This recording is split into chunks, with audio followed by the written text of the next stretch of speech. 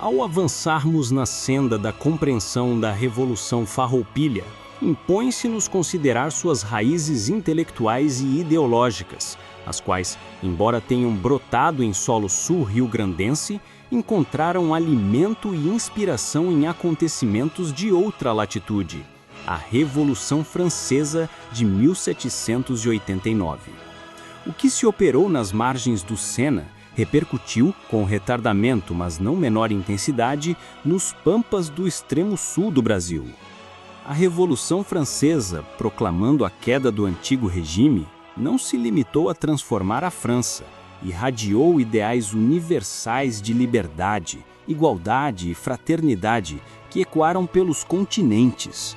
Essa universalidade fez dela um paradigma para povos e movimentos em busca de emancipação.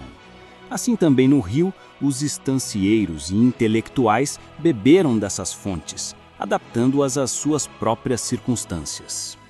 A noção de liberdade, tão exaltada em Paris, encontrou eco entre os farroupilhas. Contudo, liberdade aqui não significava apenas emancipação política em face do centralismo imperial, mas também liberdade econômica contra as barreiras fiscais que oneravam o charque.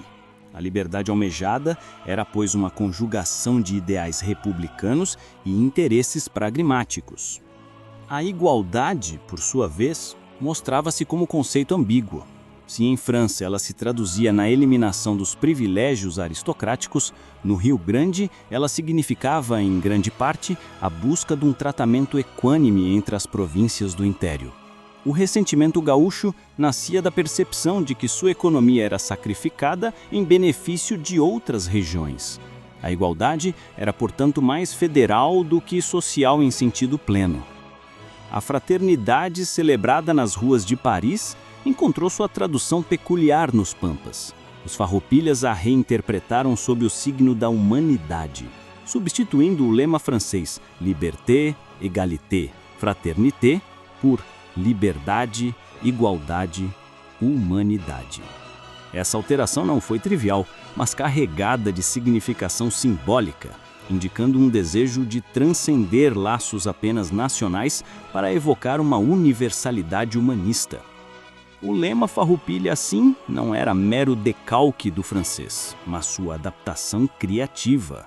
A humanidade invocada pelos revolucionários gaúchos remetia à pretensão de uma causa justa e ampla, que não se restringia aos limites do império, mas aspirava a uma dimensão universal. Essa universalização, contudo, convivia com as contradições de uma sociedade ainda escravocrata, que proclamava a humanidade ao mesmo tempo em que mantinha homens e mulheres cativos. Outro elemento simbólico a evidenciar essa filiação é o gorro frígio, emblema da liberdade na Revolução Francesa. Erguido como símbolo de emancipação dos escravos na Roma Antiga e resgatado pelos jacobinos, o gorro tornou-se ícone revolucionário europeu. Não por acaso, aparece estampado na bandeira rio-grandense, até hoje, como signo dessa mesma aspiração libertária. A adoção do gorro frígio na bandeira gaúcha demonstra como os farroupilhas buscavam legitimar sua causa pela associação com o movimento consagrado da modernidade política. Ao inscreverem esse símbolo em seu estandarte, proclamavam-se herdeiros de uma tradição de luta pela liberdade que transcendia as fronteiras do Brasil e do Prata. Convém lembrar que, no início do século XIX, ideias francesas circulavam largamente pelo mundo atlântico, transmitidas por livros, panfletos e pela experiência de militares e viajantes. No Brasil, apesar da censura régia e imperial, tais ideias penetraram pelas lojas maçônicas, pelas academias militares e pelo contato com o exterior. O Rio Grande, com sua fronteira aberta ao Prata, estava particularmente exposto a tais influências. A maçonaria, que funcionava como espaço de sociabilidade política, desempenhou papel notável na transmissão desses ideais. Muitos de seus ritos e símbolos, inspirados diretamente na Revolução Francesa, foram incorporados no imaginário farroupilha. A bandeira gaúcha, com suas colunas e cores, é testemunham dessa filiação. O republicanismo francês, com sua crítica ao absolutismo e seu ideal de soberania popular, encontrou eco entre os líderes farroupilhas. Embora estancieiros e homens de posses, eles viam no modelo imperial centralizado um obstáculo à sua autonomia. O republicanismo era, portanto, um meio de afirmar o direito da província a reger-se por si mesma. O liberalismo, em sua versão política e econômica, também marcou presença. Inspirados pela França e pela Inglaterra, os farroupilhas defendiam maior liberdade de comércio e descentralização administrativa. Desejavam não apenas participar da vida política, mas moldá-la conforme os interesses regionais, rompendo com o jugo de uma capital distante e insensível. O exemplo da Revolução Francesa não era, entretanto, seguido de forma linear. Os farroupilhas não eram jacobinos a replicar Paris nos Pampas. Havia uma apropriação seletiva. Exaltavam-se símbolos e lemas, mas os princípios de radical igualdade social eram em grande medida postos de lado. A escravidão, pedra angular da economia gaúcha, permaneceu intocada, revelando a distância entre ideal proclamado e prática vivida. É interessante notar que, mesmo em França, a Revolução oscilou entre moderação e radicalismo. Assim também os farroupilhas, ora mais republicanos, ora mais conciliadores, variavam conforme a conjuntura. O que permaneceu constante foi o apelo a símbolos franceses como fonte de legitimidade e inspiração.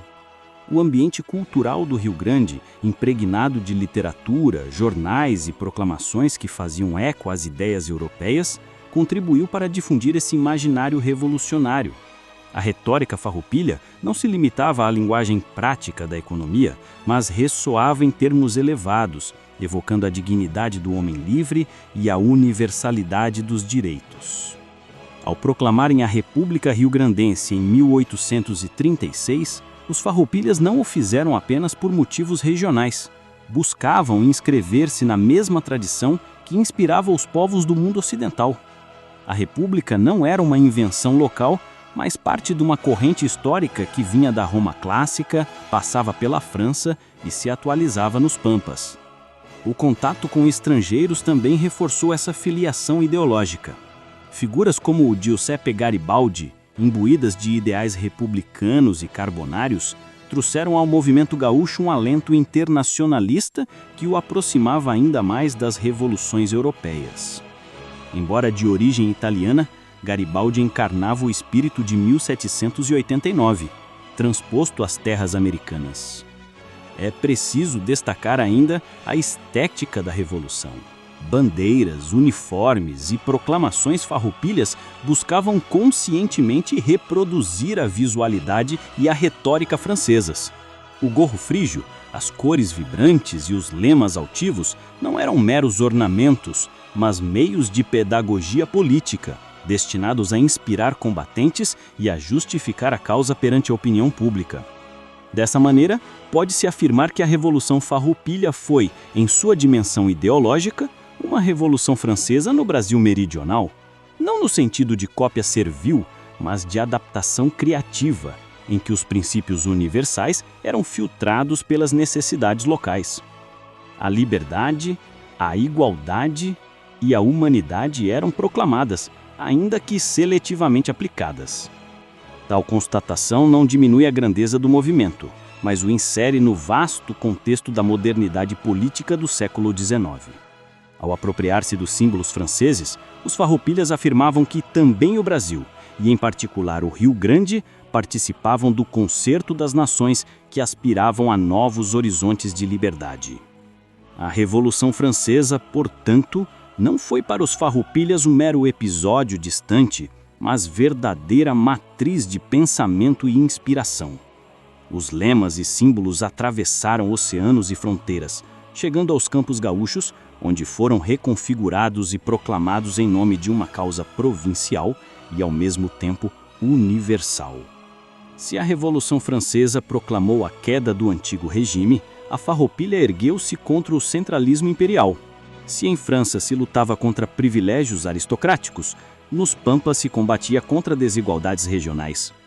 As diferenças são claras, mas a essência libertária aproxima ambas as revoluções.